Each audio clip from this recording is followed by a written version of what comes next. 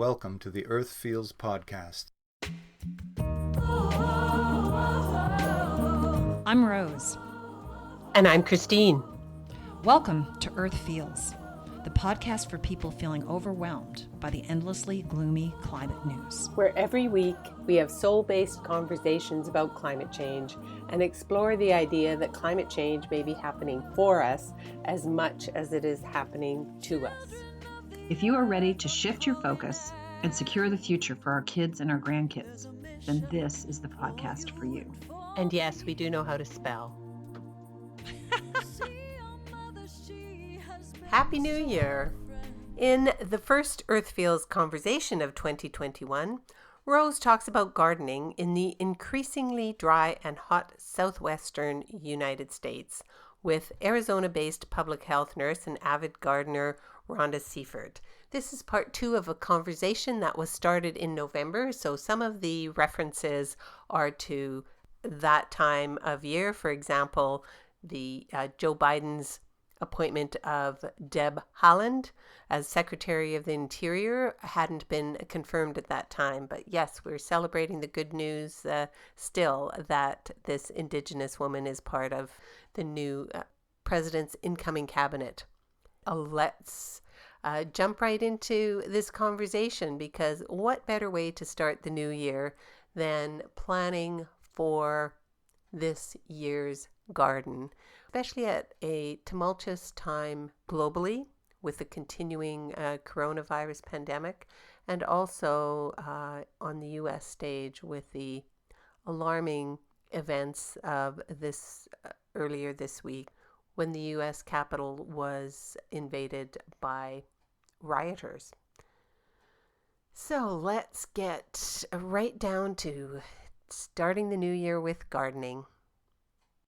How is climate change affecting our local gardens? So tell me about your garden. You're in Arizona. Obviously, you're growing completely different things, and your seasons are completely different than mine. I live in Massachusetts, Definitely. so I don't know if you knew that. Oh, okay. Yeah, so I'm still somewhat of a beginner gardener. I haven't been gardening for very long, just a couple years. And I live in the city, so I'm just backyard gardening. Mm-hmm. But I have fruit trees. I have lemon, grapefruit, tangelo, peach, and kumquats. And then I have in my garden, we've been pretty successful with tomatoes, the cherry tomatoes. Those are a little easier. Mm-hmm. We do, like you said, we have a very different growing season. I have friends in the more northern areas, and about the time they start hibernating for the winter is when our growing season really gets going, because during our summers, it's hard to keep things alive, especially this last one was really, really a rough summer. So, Yeah. So I'm growing lettuce and cilantro and jalapenos. We kind of finished cantaloupe and watermelon. I think the biggest thing in gardening is trying to make sure you eat your harvest instead of other critters. So we didn't get a lot of our cantaloupe. You have to plant twice as much. I planted corn this year for the first time, and we didn't get any of it. Oh, yeah. So I think it was that's the most common. It was my first foray into planting corn, and I was like, oh, I changed my front yard into a garden this year. Oh, okay. Which was a kind of a COVID experiment, and my front yard has much more sun, and so I grew all kinds of stuff that I'd never grown before. But corn, I was so excited about the corn, and the stalks got pretty high. But as soon as the ears of corn started coming on, the squirrels got them all. I was so angry. I was just like, save me at least a couple of ears, but none. I know that's what I told my husband. It's like, I think it's the number one question in the gardening sites. It's either what happened to here's my plant, what happened to it, or such and such is eating my whatever my favorite crop is. How do I stop it? So yeah. and humanely, like I'm very angry at my birds too, but I don't want to hurt them either. So Right. Right. it's trying to, yeah, or the other things that are eating Yep. crops. So, Yeah. yeah. So you're getting questions from your local gardening group that the your gardening season has changed, like the length of the Yeah, season, or so I don't know if you're aware, but I think not too many years ago, they kind of updated the growing zones. And I think that was in all likelihood, it was because of some of the changes with climate change. And I feel like they might end up having to do that again because our temperatures are going up pretty rapidly and noticeably. And so, yeah, a few days ago, I think Christine saw that someone had posted in my gardening group, what's up with the warm temperatures? I think my lettuce is going to bolt. And I just couldn't believe that someone's still asking what's going on, like this is some unusual thing that's happening. I just feel like at this point we should all be very much aware that climate change is impacting our weather. And I think I said previously in our last talk that here in Phoenix, we had previously our record number of days above 110, which is, I think, about 43 degrees in Canada, or in the Celsius. We'd had 33 days above 110, and this year we had 53 days above 110. So in my local gardening groups, there have been lots of posts about losing plants, about bolting, about just not being successful at times when typically things would be doing well. So it's definitely impacting. And we planted much later this year because we felt that it was way too warm to plant earlier. So we're trying to adjust. Yeah, and it's interesting because for me, I planted much earlier this year. I spend the winters in California, and I came back. Well, because of COVID, I kind of got stuck out there longer than I would normally be. But I came back at the end of April and was able to get in my garden and literally turn the soil and put plants in May. And usually I'm kind of a cold weather wuss. Usually I don't plant until the end of May, early June, because anything I plant might get a frost might come and kill it. And Right. this year it was much warmer this year. Yeah. I mean, I don't have statistics to back that up, but I just know because I'm in my garden every day. We had a very long, dry summer. Yes. And I don't know, is this a sign of things to come? Yeah. And I think that's one of the things. So not only am I seeing it in my gardening and in my gardening groups, but, in my travels, I'm hearing constantly people saying, oh, it's not usually this hot. The sea lions don't usually come this early. It's not usually this dry. And when you keep hearing it, I know it's climate change. Mm-hmm. And you keep wondering, when are people going to start really talking about what's going on, which is climate change? Temperatures are changing everywhere. I know I've been following, because I live on Cape Cod, lots of fish, fresh fish, right? And the whole New England area is really steeped in fishermen as occupations for many generations. And what they're finding is that we are now getting fish here that we'd never had before, that they're coming up from like the Carolinas. They're seeing incidents, right. and not just infrequently, they're seeing incidents regularly of fish being able to catch fish here that were never here before. So absolutely. Yeah, things are changing. That was the other thing. So a lot of the other thing that I was seeing a lot in the local post is just having things that have been fine for trees dying that they've had for a long time. Saguaros dropping, Green Saguaros. palms dying. Yeah, saguaros. And in fact, as I left, when we went on our camping trip about 2 months ago up north, as I was driving out of town, and I'm a native here in the Phoenix, the valley, we call it the valley. I'm a native, and as we were leaving town, we literally drove for about 20, 25 minutes nonstop. So many saguaros that were rotted. Wow. And I looked it up, and they are being impacted by climate change. And those are hundreds of years, over 100 years And old, lots of them, and correct me they're if I'm dying. wrong. Correct me if I'm wrong, but aren't saguaros only grow in a certain area of the United Yeah. States, right? So I thought it was more around Tucson, but maybe it's That is a Phoenix. large area, but we do have them here. And that's what, those trees, when it gets warmer, they can't just pick up and move a little further north where it's a little Mhm. cooler and right for them.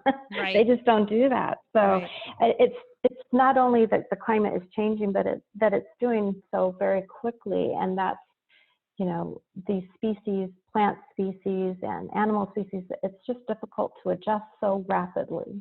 Mm-hmm. Yeah. Well, awareness is a huge thing. I mean, I'm always surprised that people don't seem to understand what's happening either. But I think Christine and I have discussed this at length. It seems like people don't want to talk about it. Maybe it's just too scary. And so, because we don't know what to do about it, like you were saying earlier. And since we don't have a solution, it's just easier not to talk about it. And if we don't talk about it, then not everyone really realizes what's happening. Yeah, I think that is definitely a factor. I do try whenever like Christine said, I am an educator on my Facebook page site. And I always try, as I let people know what's going on and try to help them make those connections, I also try to give them something that they can do. And I think, again, from some of my volunteer work with Citizen Climate Lobby, I've come to understand that a phone call to your representative is really a very powerful action that you can take. And the more of us who are making those phone calls, the more likely they're going to understand that we're probably voting on this issue as well. Mm-hmm. And they're going to care more about it and hopefully take action. I will say probably one of the most encouraging things that I've learned this year, and I am still very new and learning more about it, but learning a little more about regenerative agriculture and soil health. Mm-hmm. It's, as I'm starting to look at it, and it's kind of interesting because I'm in health and I'm a lactation, I'm board certified in lactation. So I've learned a lot about how important our microbiome in our gut is and in our bodies. It plays a very critical role in our health. And so it's been kind of interesting to start to learn about a little bit more about the soil microbiome and how critical that probably is in our overall health. And that maybe some of the ways that we've changed, it used to be that there were a lot of small farms. That's where we got our food. And now they're just big, large corporations, and they've changed the way that they grow plants, that it works more in the large companies. And maybe hasn't been good for our soil. Mm-hmm. And it's interesting to learn a little more about the soil and how when it's healthier, it may actually hold a lot more carbon, and it also holds more water. So you get less flooding as well. So it's kind of exciting. That's an area that I'm just starting to learn more about. I think have you watched the movie Kiss the Ground? Kiss the Ground. Kiss the Ground. And if you haven't seen it, The Big Little Farm, have you watched that? Someone else recommended that to me recently. I need to watch that. In fact, I'm going to write it down. The Big Little Farm. Yeah, it's about a young couple north of LA that basically through the use of regenerative farming, completely change this land that they buy. It's not an easy task, because the pesticides have destroyed a lot of the bad bugs as well as the good bugs. And once you are not using them anymore, then the bad bugs come back, and then you have to figure out. Oh, well, you'll see in the movie. It's Yeah. No, they've got all these bugs you that have are to go to eating the their next things. problem. Yeah, you have to. Yeah, but so over the course of about 7 years, so it takes patience and diligence and really believing in your passion and what your end goal is. Um, and I don't know that that many people would have that amount of patience. They'd just go and get Roundup or some kind of pesticide or whatever. Okay. I mean, unfortunately, in my humble opinion, the way we're socialized in this country is for immediacy, immediate results. And we've gotten away from caring for the earth because it's what care is all about, right? You're in the caregiving business. Care is a long-term process. It's not immediate. So, It's been interesting with COVID, all of us being stuck at home a lot, many of us being stuck, spending a lot more time at home, not being able to do some of the other things that we should do. I think there's a good amount of us who are kind of looking at things a little differently. I've been cooking more. I've definitely been gardening more, spending time more out in my yard in nature.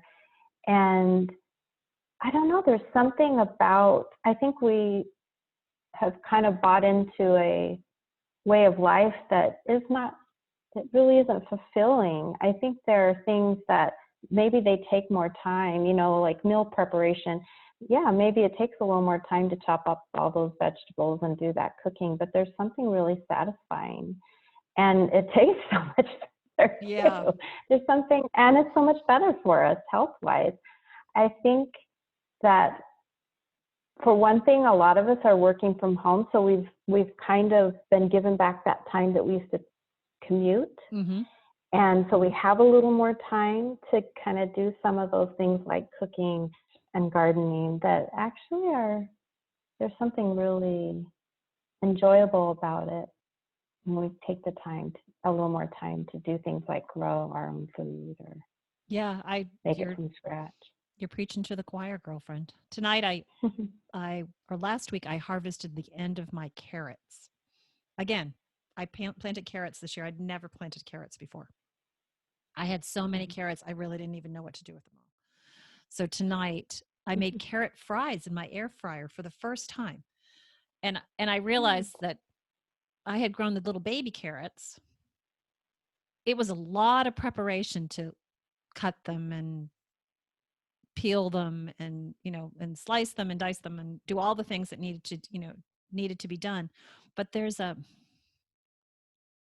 almost a meditative quality in when you are spending time preparing food in an enjoyable way instead of I've got a half an hour and I've got to get dinner on the table. I spent a lot of time this afternoon with those carrots, and I did carrot fries and then made a carrot souffle for tomorrow night. And I'm like, I would never have done that. I would never have even attempted either one of those if I were buying carrots from the grocery store. But the taste was just so sweet and just so lovely. I think there's a meditative, it's our lives have slowed down, and I know it's going to sound weird. I kind of think Mother Nature she's just talking to us. She's saying, this is the stuff you've forgotten. These are the things that are important. Yeah. Taking care of each other, taking care of our bodies, taking care of her. I agree. I do sometimes wonder if maybe that is what there is some purpose in what is happening right now, that we need to really, because I know we are not the only ones kind of looking at our lives and evaluating what's important and who's important, and yeah, looking at the things that are just really enjoying the little things. You were talking about the carrots. It made me think about, I love the herbs in my yard.